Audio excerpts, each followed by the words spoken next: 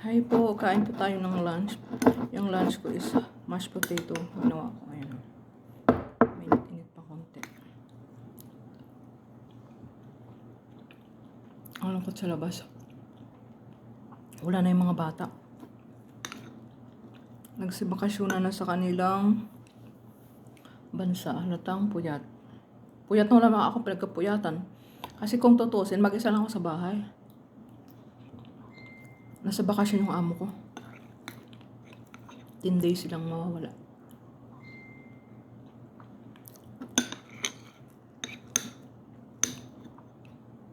Kaya hindi ako nakakalabas.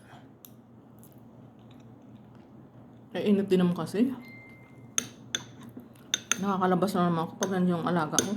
Kasi gusto laging pumunta dun sa playground, maglaro po sa mga kalaro niya. Ang init-init. Okay lang pag hindi mainit. Taglamig at saka mainit na sa labas ako.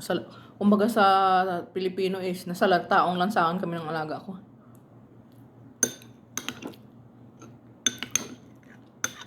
Kaya sabi ko, naku, uuwi ako nitong negra. Not negra, sunog. Okay naman eh. Kasi ako lang gusto ko yung kulay putan. Ang problema lang kasi pag sa labas mainit, masakit sa balat. Hindi kagaya dati na kahit tanghaling tapat, mainit pero hindi masakit sa balat. Ngayon, maaga pa lang yung init-init.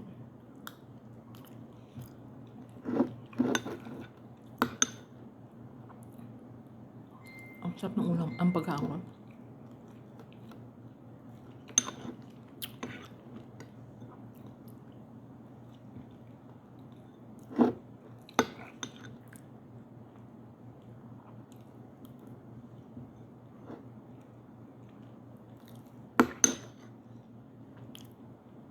Lunch ko to. May natira yung kalahati. Punin ko mamaya.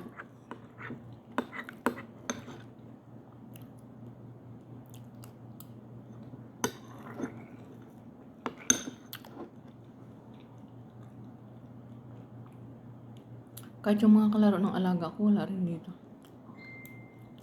Mawawala sila mga 2 to 3 months. Tapos after nun, babalik sila dito ng Saudi. May pasok na. Hindi ko alam kung pumunta yung amo ko eh. Hindi ko alam kung umuwi ba sa bansa nila o nagbakasyon sa ibang bansa. Hindi na ako nag-ask. I'm done.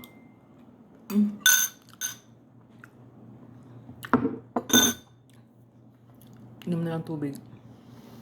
Bye. God bless.